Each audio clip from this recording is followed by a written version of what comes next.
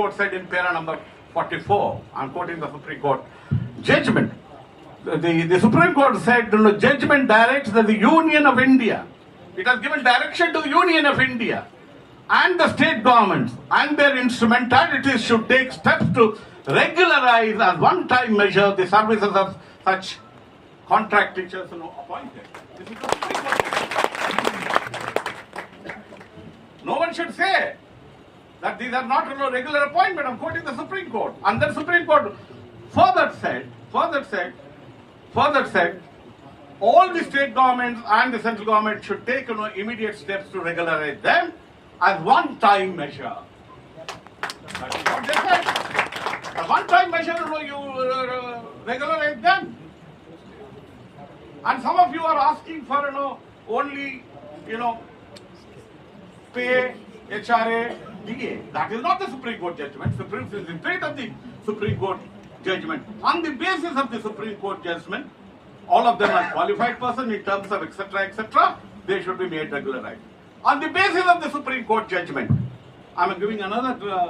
The Government of India, Ministry of Personnel, PG and Pensions, Department of Personnel and Training has issued a letter in 2020. I have that letter with me. They said, all the universities are required to follow the Supreme Court judgment. Several of them, after the Supreme Court judgment, went to several state universities, went to the government, etc. And the government was also finding it every day, so many people coming and giving representation. The Government of India has given, an order saying that, you regularize them further, regularize them regularly. I'm again quoting the Supreme Court judgment. The employees concerned should have worked, Supreme Court said this, I'm not saying this, should have worked for 10 years or more in duly sanctioned posts without the benefit or protection of the interim order, etc.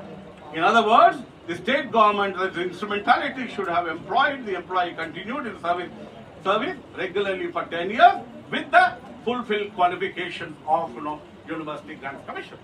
I'm not quoting, this is the Government of India, they should, and the Supreme Court has said.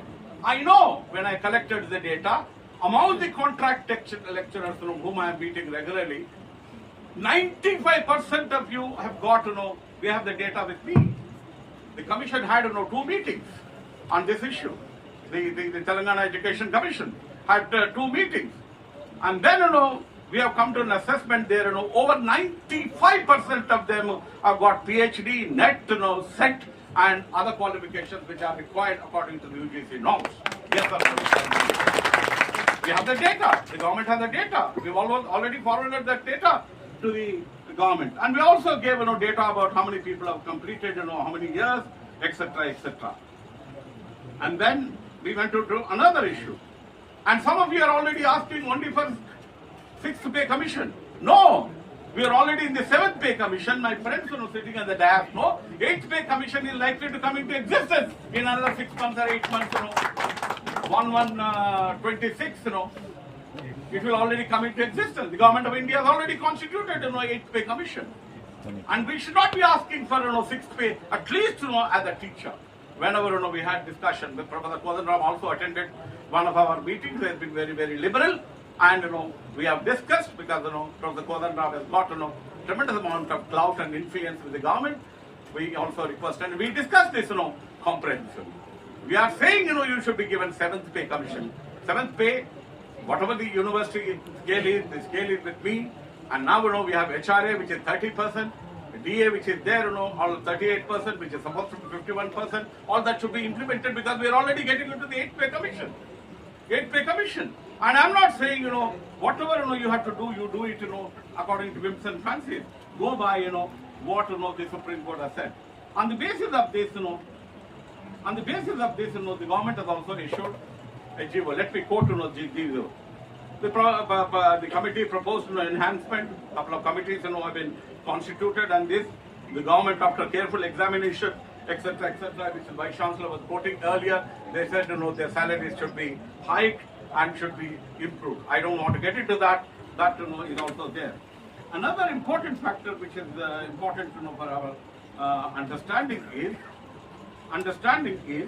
that several high courts, on the basis of, in fact, when they went to the Supreme Court, all of you should know that there were 30 petitions pending in various high courts.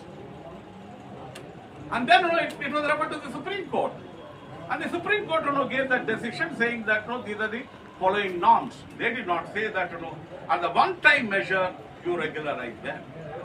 Regularize them. I'm not even saying government sometimes does not like the kind of a word well, professor, you're talking about regularization, permanent, that, this and the other. I said, Baba, absorb them into the system. If you do not like that word, but though the Supreme Court said it can be. So I think it is also important that Osmania University is one of the oldest universities in the country. In 1947, when we got freedom, there were only 10 universities in India. If this is the status, this is the condition of Osmania University. This government also promised and put it in the manifesto that we will regularize everyone. Also, it is there in the manifesto that we will do justice to all the people who are working in contract teachers. So it is to look at. I think it's important. Our demand should be National Assessment Accreditation Council is supposed to be coming and visiting Osmania University. I hope I have got correct information from Osmania University. The National Assessment Accreditation Council, some people who are closely observing the way National Accreditation Council works, they said if this is going to be the condition of Osmania University, if anyone is there, if I am there or Professor Hargopal or Kodanram will be there on the committee, we will ask you how many budgeted posts are there. How many people working in a university? How many are contract? Immediately we tell them we only have 320 people permanent. Then they say, is this a university or what? So many disciplines are there. When the court has given a judgment, recently High Court has given a judgment saying that for one time you made contract of polytechnic and junior college lecturers and lecturers. We told them this is the High Court judgment. Supreme Court is supreme. Supreme Court has given whatever Supreme Court has given is a law, not what High Court has done. You don't know about the High Court judgment. Why are you quoting the High Court judgment to me? Supreme Court has given. Supreme Court is a bigger court which has given a judgment. Supreme Court, any judgment which gives is a law of the land, law of the country. And some of them, without having any kind of an understanding, they're making all kinds of recommendations. But we are there to fight it out.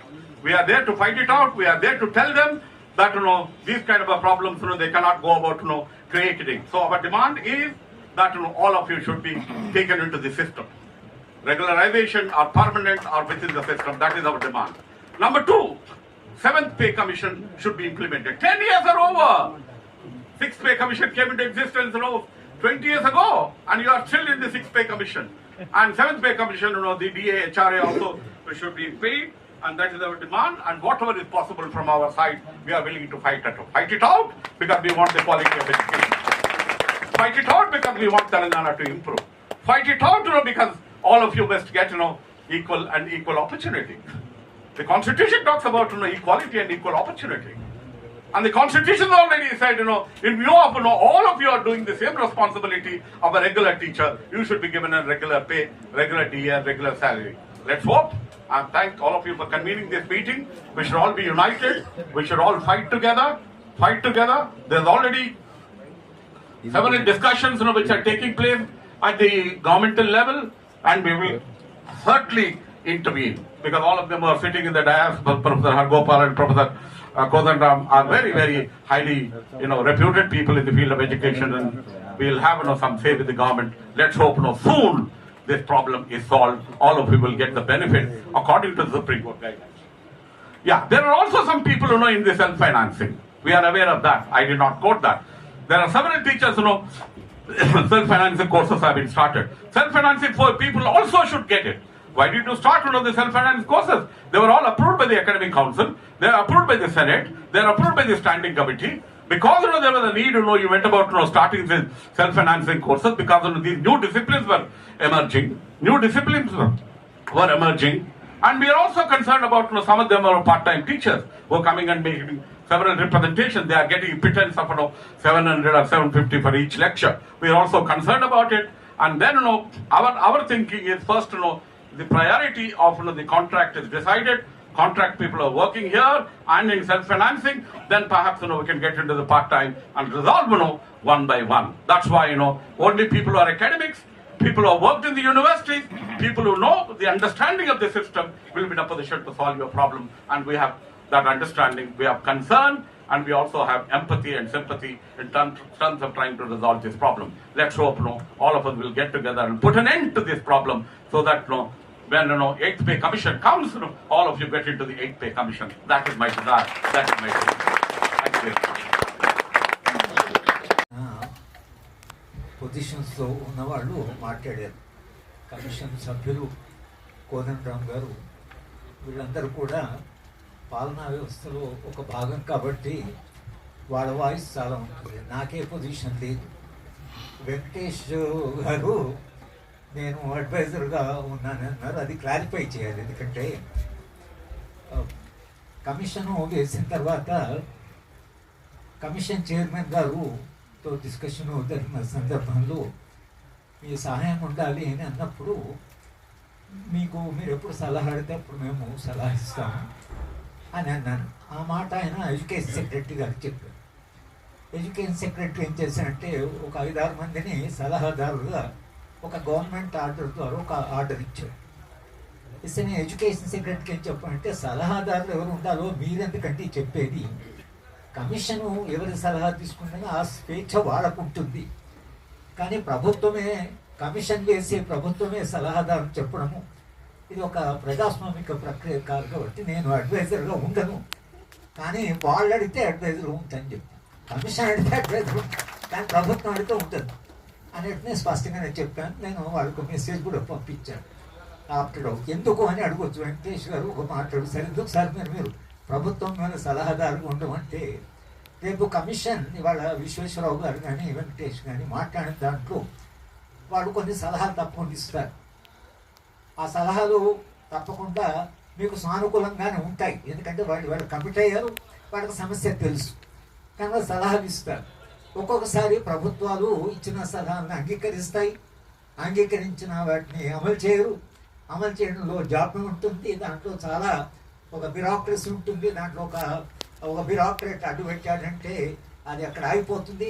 ప్రభుత్వం పనిచేసే పద్ధతి, secretariat పనిచేసే పద్ధతి మీద నేను professor Rama Reddy గారు ఒక పుస్తకమే రాశాను, ఎలా మన సెక్రటేరియట్ పనిచేస్తుంది. కనుక అది హద్దులు చాలా ఉంటాయి. కనుక నేను సలహాదారుగా ఉండడం అనేది ఎందుకు అంటే మీ సలహాలను అమలు చేయమని బయట నుంచి ఒత్తిడి పెట్టేవాడు కొందరు ఉండాలి. ఆ ఒత్తిడి పెట్టేవాళ్ళు నేను ఒకటి మీ తరఫు కూడా చేయమని అన్నారు అనుకోండి సలహా. ప్రభుత్వం ఏ కారణం అన్నా వాళ్ళు ఒకవేళ దాంట్లో జాప్యం చేస్తే మళ్ళీ మనం ప్రభుత్వం మీద ప్రెషర్ పెట్టడానికి ఎప్పుడు పౌర సమాజంలో కొన్ని గ్రూప్స్ ఉండాలి. నా మొత్తం అధ్యాపక జీవితం అంతా 55 ఏళ్ళు చదువు చెప్పాను. నేను 50 ఏళ్ళు మేము చేసిన పని అంటే ప్రభుత్వం మీద ఒత్తిడి పెట్టాం.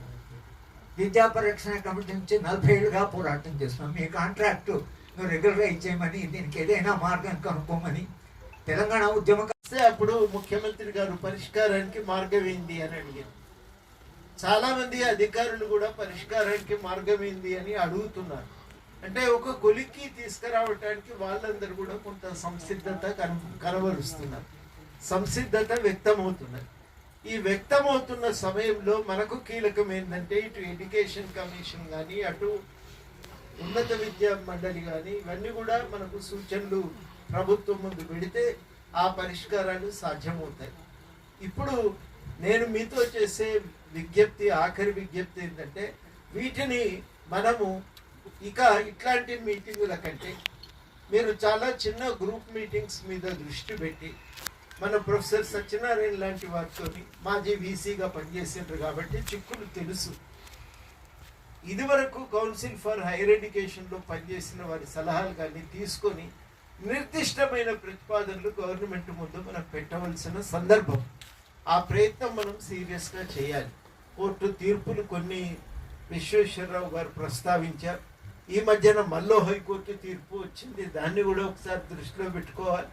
కాబట్టి కొన్ని మనం జాగ్రత్తగా వీటన్నింటినీ మనం వెతుక్కొని పరిష్కారాలను వెతుక్కొని మనం కౌన్సిల్ ఫర్ హైయర్ ఎడ్యుకేషన్ ముందు పెట్టి ఆ కౌన్సిల్ ఫర్ హైయర్ ఎడ్యుకేషన్ వాటిని పరిష్కారం చేసే విధంగా మనం కొంత ప్రయత్నం చేయవలసిన దశ ఇది. మేము ఆ ప్రయత్నంలో ఉన్నాం. తప్పకుండా నిరంతరము మిమ్మల్ని దృష్టిలో పెట్టుకొని అక్కడ మేము సంవాదం నడిపిస్తామనే మాట కూడా మీ అందరికీ హామీ ఇస్తూ ఈ విషయంలో మనం కోర్టు తీర్పును కొంచెం ఓపికగా, మీరే లా ఫ్యాకల్టీ మెంబర్స్ మీలోనే ఉన్నారు కాబట్టి వాళ్ళతో కూడా ఆ వచ్చిన జడ్జిమెంట్స్ను, ఇప్పుడు వస్తున్న కేంద్ర ప్రభుత్వం ఇచ్చిన గైడ్ లైన్స్ను జాగ్రత్తగా ముందు పెట్టుకొని వాటి నుంచి ఏం కంక్లూజన్స్ మనం పొందగలుగుతాం, వాటన్నింటి ఆధారంగా మనం ఒక డీటెయిల్డ్ నోటు ఒకటి తయారు చేసి డాక్యుమెంట్స్ను అటాచ్ చేసి వాటిని మనం ప్రభుత్వం ముందు పెట్టే ప్రయత్నం చేద్దాం. తప్పకుండా ఒక పరిష్కారం సాధ్యమవుతుంది. ఇప్పుడు తప్పదిగే ప్రభుత్వానికి కానీ యూనివర్సిటీలకు కానీ ఈ సమస్యను పరిష్కరించుకోకుండా ముందుకు పోలేని స్థితి. ఇంకా ఇక్కడ నుంచి we have to either solve it, or we have to close down the university. That's the kind of a situation we are in. So some effort has to be made to address this issue and to find a solution that is acceptable and a solution that is meaningful within the existing legal framework. So that is what we need to do at this point of time. Let us focus our attention on that particular issue and try to evolve solutions and try to put forth some practical answers before the government so that they will also be able to take appropriate decisions. 1930 సంవత్సరాల కింద ఒక MCA కోర్సును తయారు చేశారు. దాన్ని ఇప్పటి వరకు కూడా రెగ్యులరైజ్ చేయలేదు. 30 సంవత్సరాల నుంచి సెల్ఫ్ ఫైనాన్స్ కోర్సు రన్ అవుతుంది.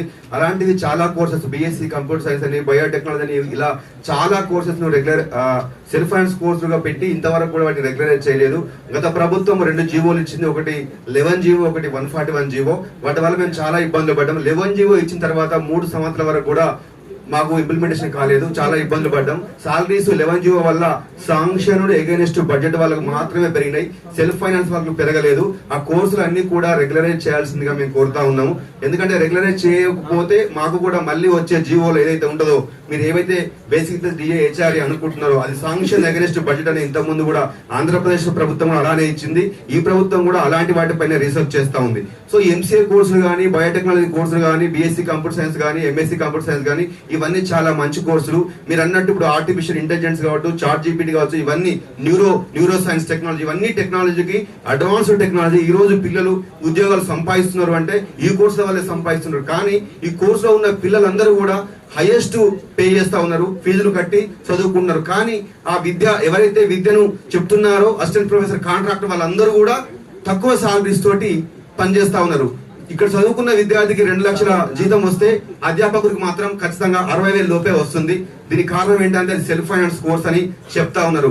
ఈ రీసెంట్ గా డిఎల్ వాళ్ళను రెగ్యులరైజ్ చేసినప్పుడు డిగ్రీ లెక్చరర్స్ ను కొంతమంది రెగ్యులరైజ్ చేశారు. అందులో కంప్యూటర్ సైన్స్ కోర్సులన్నీ రెగ్యులరైజ్ చేశారు. అదే మన యూనివర్సిటీ నుంచి వెళ్ళినటువంటి ఆ డిగ్రీ కోర్సులు ఏమో రెగ్యులరైజేషన్ అయినాయి, కానీ మన దగ్గర ఉన్న కోర్సు ఉస్మానియా యూనివర్సిటీలో మొట్టమొదలు పెట్టిన కోర్సు ఇంతవరకు రెగ్యులరైజ్ కాలేదు. సో మహాత్మా గాంధీ యూనివర్సిటీ తీసుకున్నట్టయితే ఎంసీఏ కోర్సు అక్కడ రెగ్యులరైజేషన్ 4 పోస్టులకు రిక్రూట్మెంట్ జరిగింది. అదే ఉస్మానియా యూనివర్సిటీలో ఎంసీఏ కోర్సు ఉంది కానీ రెగ్యులర్ రిక్రూట్మెంట్ లేదు. అట్లాగే పాలమూరు యూనివర్సిటీలో కూడా లేరు.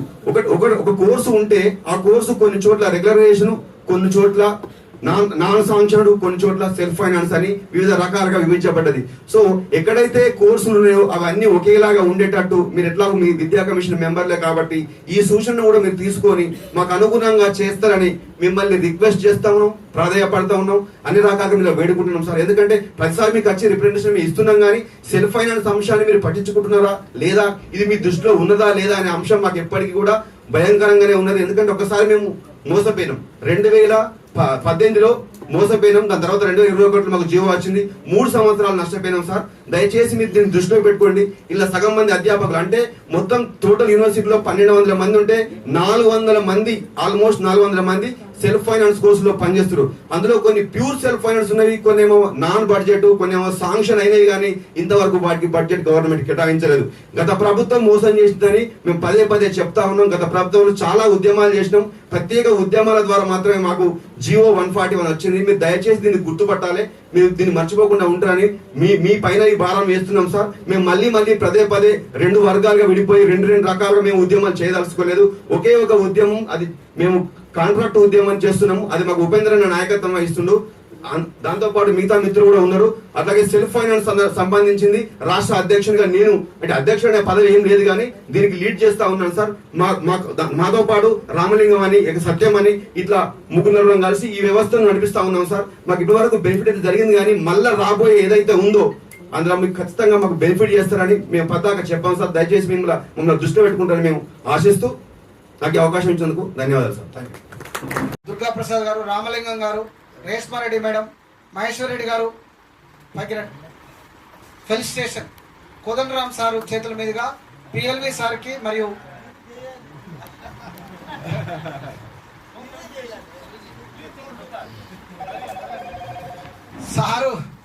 సారు ఫెలిసిటేషన్ కూడా యాక్సెప్ట్ చేయనంత మంచి మనిషి.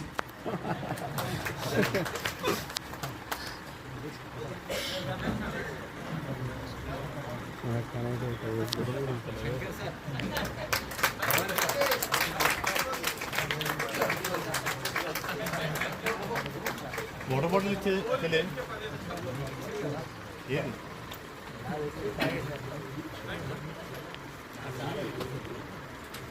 నువ్వు కూడా జనకరెడ్డి లెక్కనే తయారు. Charakonda Venkatesham garu from our student community. Charakonda Venkatesham garu he's become the leader. చిరారావన్న ఈసీ మెంబర్ కూడా ఫెలిసిటేషన్ కార్యక్రమంలో ఉండాలి. ఐ రిక్వెస్ట్ చిరారావన్న to be part of this felicitation programme to Charakonda Venkatesham గారు.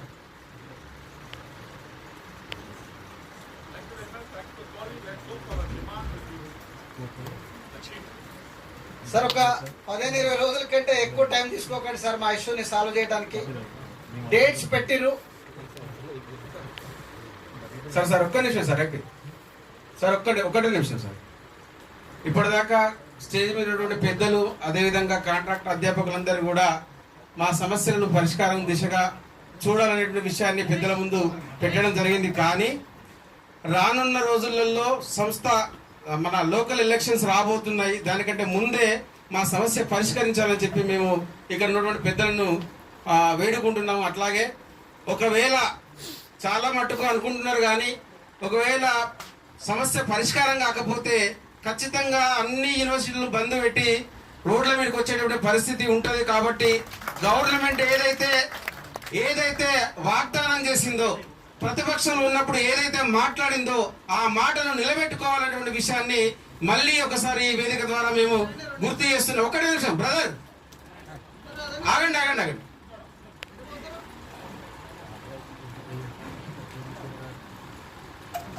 అట్లా కాబట్టి మేము కోరుకునేది ఏంటంటే, ప్రతిపక్షంలో ఉన్నప్పుడు అసెంబ్లీ సాక్షిగా బట్టి విక్రమార్క గారు, శ్రీధర్ బాబు గారు, అదేవిధంగా సీతక్క గారు చాలా క్లియర్గా విశ్వవిద్యాలయాల్లో పనిచేస్తున్నటువంటి అధ్యాపకులందరినీ కూడా రెగ్యులరైజ్ చేసిన తర్వాతనే బోర్డు ఏర్పాటు చేయాలని చెప్పి వాళ్ళు ఆ రోజు మాట్లాడారు.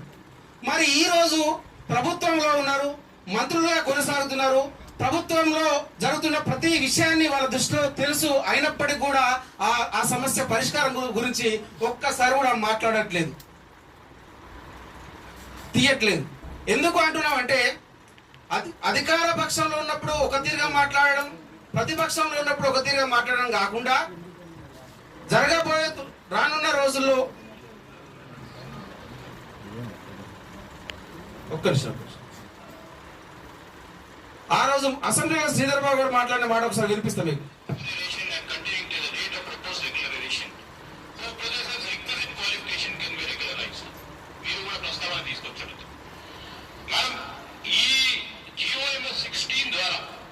ఇక్కడ పనిచేసే ప్రతి ఒక్క staff they are eligible for regularisation. గౌరవ ముఖ్యమంత్రి గారు ఇచ్చిన హామీ మేరకు GOMS 16 ద్వారా ఇక్కడ పనిచేసే ప్రతి ఒక్క staff they are eligible for regularisation. గౌరవ ముఖ్యమంత్రి గారు ఇచ్చిన హామీ మేరకు they are eligible for regularisation. First మేము కోరుతా ఉన్నాం, before going in for this common recruitment board, regularize contract assistant professors who have been working since long time. ఆ వారిని రెగ్యులరైజ్ చేయండి. యూనివర్సిటీస్ లో 20-25 సంవత్సరాల నుంచి అన్ని అర్హతలు కలిగి ఉన్న పనిచేస్తా ఉన్న కాంట్రాక్ట్ అసిస్టెంట్ ప్రొఫెసర్ రెగ్యులరైజ్ చేసిన తర్వాత మీరు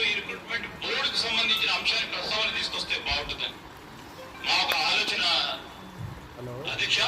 అదేవిధంగా సార్ మేము అనేది ఏంటంటే సార్ పిఎల్వి గారు ఒక 2 నిమిషాలు సార్. మా గురువు గారు మీరు, మా ప్రిన్సిపల్ ఆర్ట్స్ కాలేజ్, మీతో కొట్లాడే ఇప్పుడు కూడా కొట్లాడతాము.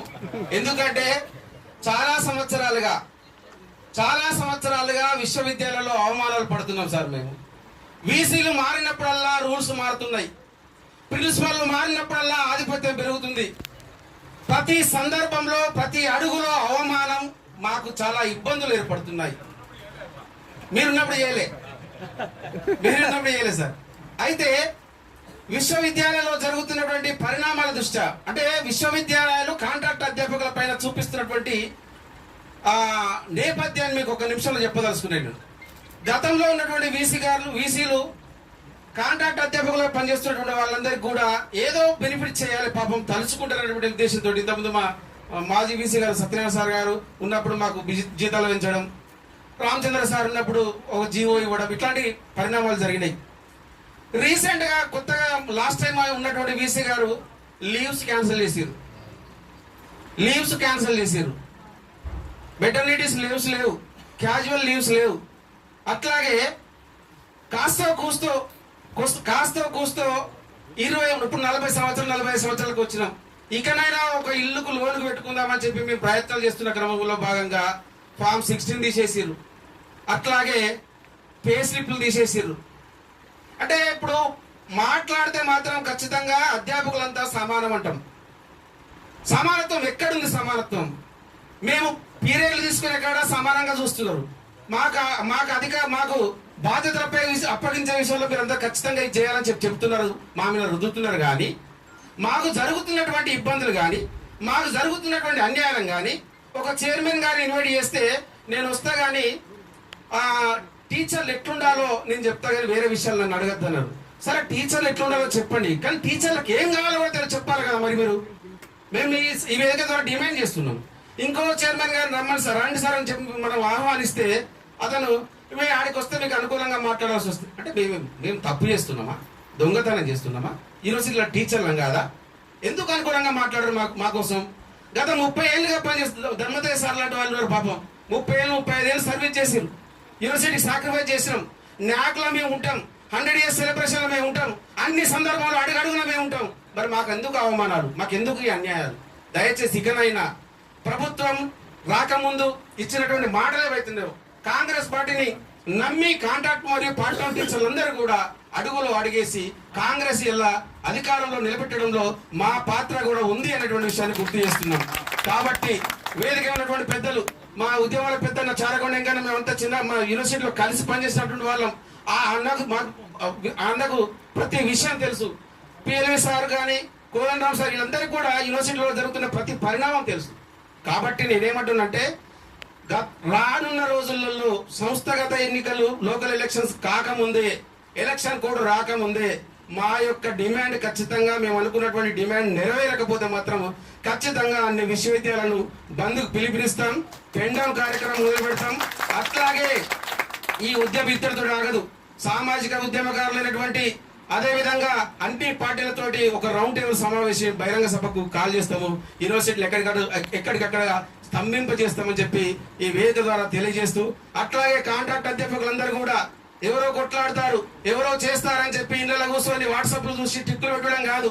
దయచేసి అందరు కూడా ఇన్వాల్వ్ అయ్యి మన ఐక్యతను చాటుకొని ఖచ్చితంగా రానున్న రోజులలో ప్రభుత్వం చేస్తున్నటువంటి ద్వంద్వ వైఖరి ఏదైతుందో ఆ వైఖరిని మనము ఖచ్చితంగా తిప్పికొట్టకపోతే మనం ఖచ్చితంగా రానున్న రోజులలో మన అవకాశాలను, మనకు దక్కాల్సినటువంటి వాటాను మనం తీసుకోవాలని చెప్పి మనస్ఫూర్తిగా కోరుకుంటూ, ఈ వేదిక మీద ఉన్నటువంటి పెద్దలందరూ మేము కాంట్రాక్ట్ అధ్యాపకులుగా పిలవగానే వచ్చినటువంటి ప్రతి ఒక్కరు కూడా పేరు పేరున ధన్యవాదాలు తెలియజేసుకుంటూ ఈ సమావేశాన్ని ఓట్ ఆఫ్ థ్యాంక్స్ రూపశ్రీ గారిని చెప్పాల్సిందిగా కోరుచున్నాం.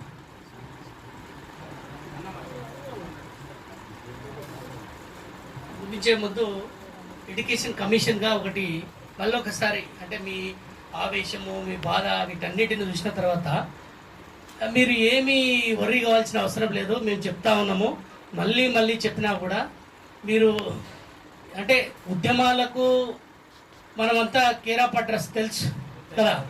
సో కాబట్టి ఉద్యమాలు చేయడం ద్వారా అన్ని సాధించుకోవచ్చు, ఇబ్బంది లేదు. కానీ ఈ ప్రభుత్వమే మీ వైపు నిలబడ్డదని నేను గ్యారెంటీగా చెప్తాను. సో మీరు ఏమి అంటే worry కావద్దు, ఏమి ఆవేశానికి లోనై కుమార్. అది అంటే నేను చేయొద్దు అని చెప్పను, కానీ మేము చేస్తున్నటువంటి ప్రయత్నం చాలా గట్టిగా ఉన్నదనే విషయాన్ని మీకు మరోసారి చెప్తాము.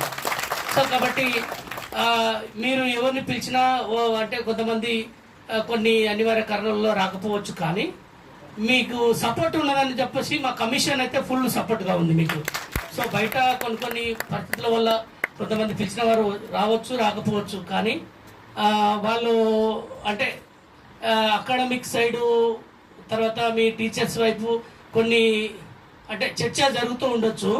కానీ అది పక్కకు పెడితే ఖచ్చితంగా అకాడమిక్ స్టాండర్డ్ అనేది ఇంతకుముందు పెద్దలు ప్రొఫెసర్ అరగోపాల్ గారు మాట్లాడినా, లేదంటే ప్రొఫెసర్ కోదండరామ్ గారు మాట్లాడినా, ప్రొఫెసర్ పిఎల్ విశ్వేశ్వరరావు మాట్లాడినా, సార్ మాట్లాడినా, అదేవిధంగా మన ఫార్మర్ విసి సత్యనారాయణ సార్ గారు మాట్లాడినా కూడా అకాడమిక్ స్టాండర్డ్ టీచర్స్ అనేది ఎప్పుడు వస్తుంది అంటే ఖచ్చితంగా మీకు అన్ని ఫెసిలిటీస్ కల్పించి మిమ్మల్ని ఖచ్చితంగా యూనివర్సిటీలో మీరు అనుకున్నటువంటి ఏదైతే ఉద్యోగ భద్రత అంటే కాంట్రాక్ట్ ప్రొఫెసర్స్ కాకుండా ప్రకటించినారు. ఇవాళ కాంట్రాక్ట్ సమస్యను కూడా అదే కోణంలో చూడాల్సినటువంటి బాధ్యత రాష్ట్ర ప్రభుత్వానికి ఉంది.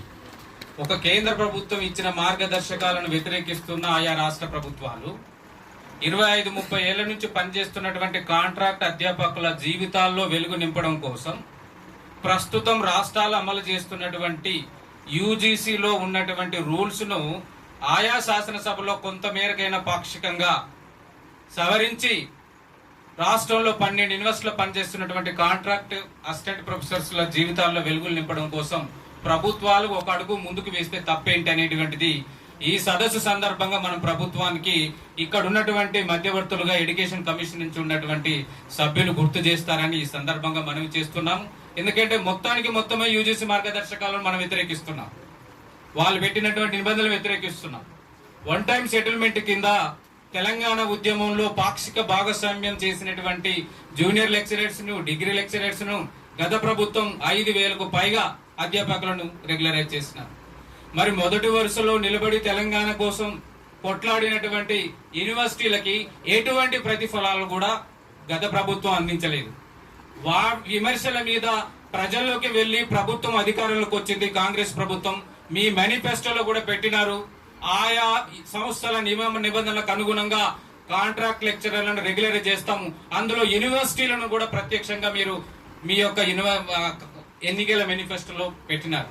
సో దానికైనా కట్టుబడి ఉండి యూనివర్సిటీలో పనిచేస్తున్నటువంటి కాంట్రాక్ట్ అసిస్టెంట్ ప్రొఫెసర్స్ కి న్యాయం చేయాల్సిందిగా ఈ సందర్భంగా మీకు గుర్తు చేస్తున్నాం. ఒక 10-15 సంవత్సరాల నుంచి మా అధ్యాపకులు పాఠాలు చెబితే విద్యార్థులుగా సమాజంలోకి వెళ్లి ఇవాళ గురుకుల డేఎల్గా, జేఎల్గా, అదే విధంగా మామూలు జూనియర్ కళాశాలలో లెక్చరర్స్ గా పనిచేస్తున్నటువంటి విద్యార్థులు ఉన్నారు, కొలీగ్స్ ఉన్నారు, సీనియర్స్ ఉన్నారు. మరి ఇవాళ విద్యా ప్రమాణాలను కాపాడుతున్నది కాంట్రాక్ట్ అధ్యాపకుల లేదా ఇతరుల అనేటువంటి ప్రశ్నలు కూడా ఇవాళ ప్రభుత్వాలు ముందుంచాల్సినటువంటి అవసరం ఉంది. టెక్నికల్ ఆబ్జెక్షన్స్ బ్యూరోక్రాట్స్ ఎప్పుడు చెప్తారండి, కానీ నిర్ణయం తీసుకోవాల్సింది అధికారంలో ఉన్నటువంటి రాజకీయ నాయకులు మాత్రమే. ఆ వైపుగా యూనివర్సిటీలను మీరు బలోపేతం చేయాలి అంటే ఇవాళ తెలంగాణ సమాజంలో యూనివర్సిటీల అన్రెస్ట్ లోకి వెళ్లకుండా యూనివర్సిటీలను కాపాడాల్సిన బాధ్యత ప్రభుత్వాల మీద ఉంది అని ఎన్నికలకు వచ్చే ముందు మీరు మాట్లాడినటువంటి మాటలనే నిలబెట్టుకోవాల్సినటువంటి బాధ్యత ఈ రాష్ట్ర ప్రభుత్వం మీద ఉంది. అందుకోసమని దయచేసి ఈ సదస్సు ఆధారితంగా మేము ఇక్కడ ముక్తఖండంతో మేము నినదిస్తున్నాము. కొత్తగా జారీ చేసినటువంటి మార్గదర్శకాలను వ్యతిరేకిస్తుంది కాంట్రాక్ట్ అధ్యాపక వర్గం. ఎందుకంటే మా మీద అజమాయిష్ చేసే వైస్ ఛాన్సలర్ నియామకం ఈ రాష్ట్ర ప్రభుత్వానికి అధికారం ఉండవలసిందిగా కూడా ఈ సందర్భంగా కాంట్రాక్ట్ అధ్యాపక యూనివర్సిటీ కోఆర్డినేషన్ కమిటీ తరఫున కూడా మేము ఒక తీర్మానం చేస్తున్నాం. రేపు అన్ని యూనివర్సిటీలో కూడా యూజీసీ మార్గదర్శకాల మీద ప్రోస్ అండ్ కాన్స్ మీద కూడా చర్చలు పెట్టడం కోసం నిర్ణయం తీసుకోబోతున్నాము. దయచేసి యూనివర్సిటీలను బలోపేతం చేస్తున్నటువంటి కాంట్రాక్ట్ అధ్యాపకుల సమస్యల పరిష్కారానికి ఒకటే ఒక మార్గదర్శకం, వన్ టైం సెటిల్మెంట్ కింద మీరు రెగ్యులర్ చేసేట కంటే ముందే యూజీసీ పే స్కేల్స్ ఇంప్లిమెంట్ చేయండి. మీరు ఒకవేళ యూనివర్సిటీ రిక్రూట్మెంట్ కు పోతే ఇవాళ సామాజిక సమస్యల మీద మాట్లాడుతున్నటువంటి మేధావులు ఒక 20 సంవత్సరాల సోషల్ జీవితం కలిగినటువంటి వాళ్ళు ఇవాళ యూనివర్సిటీ రిక్రూట్మెంట్ చేస్తామని చాలా కుతూహలంగా తహతహలాడుతూ అనేక మార్గదర్శకాలు రిలీజ్ చేస్తున్నారు. మరి ఒకప్పుడు ప్రజల గురించి, సామాజిక జీవన గురించి, తెలంగాణ గురించి మాట్లాడినటువంటి మీరే ఇక్కడ అదే సామాజిక జీవనంలో 20-25 నుంచి యూనివర్సిటీని పట్టుకొని విద్యాబుద్ధులు నేర్పుతున్నటువంటి మరి అధ్యాపకుల సమస్య పరిష్కారం కోసం ఎందుకు మీరు చొరవ చూపెట్టలేదని కూడా ఈ సందర్భంగా మీకు గుర్తు చేస్తున్నాం. రీసెంట్ గా సర్వశిక్ష అభియాన్ ఉద్యోగస్తులు ఒక 20 రోజులకు పైగా వాళ్ళు సమ్మె చేస్తే ఆ సమ్మెను రాష్ట్ర ప్రభుత్వం పరిష్కరిస్తుంది. మరి ఉద్యమానికి వెన్నెముకగా నిలిచినటువంటి తెలంగాణ రాష్ట్ర కళ సాకారం చేసినటువంటి యూనివర్సిటీలో పనిచేస్తున్నటువంటి కాంట్రాక్ట్ పార్ట్ టైం టీచర్ల సమస్యలను మరి ప్రభుత్వం ఎందుకు పట్టించుకోదని కూడా ఈ సందర్భంగా ఈ సదస్సు తరపు నుండి ప్రభుత్వానికి విజ్ఞప్తి చేస్తున్నాము. దయచేసి యూనివర్సిటీలో పనిచేస్తున్నటువంటి వాళ్ళను నిలబెడితేనే రేపు యూనివర్సిటీలు నిలబెట్టుకుంటాయి. ఇవాళ విద్యా ప్రమాణాల గురించి మాట్లాడుతున్నాము. ఆ విద్యా ప్రమాణాలను 20 సంవత్సరాలకు పైగా నిలబెడుతున్నది contract అధ్యాపకులే. Of the dais. At the end of this meeting, I would like to recite a poem of our pain. Please bear with me and listen to my recitation. Decades upon decades, passing like countless millennia, years of disregard for our relentless efforts, years of watching our hard-earned certificates gather dust, years of witnessing growth all around us but never to us, years of battling profound despair born from unacknowledged tireless dedication, years spent dreaming of a leadership that would finally deliver justice. Today, we cling to renewed hope with the esteemed dignitaries among us. They will ensure our voice reaches to the glorious Chief Minister, Revanth Reddy Garu, whose justice will grant us the dignity we deserve and will uplift us. At the end, I would like to raise a small but impactful question to you, sir.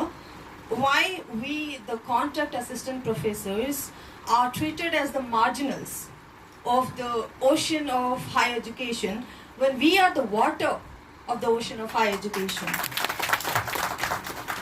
I would like to thank each and everyone who are present here and made this particular event a resoundful success, and especially to the dignitaries who are sitting on the dais and the core committee members who made this particular program successful one. And we do expect that definitely something good is going to happen to us.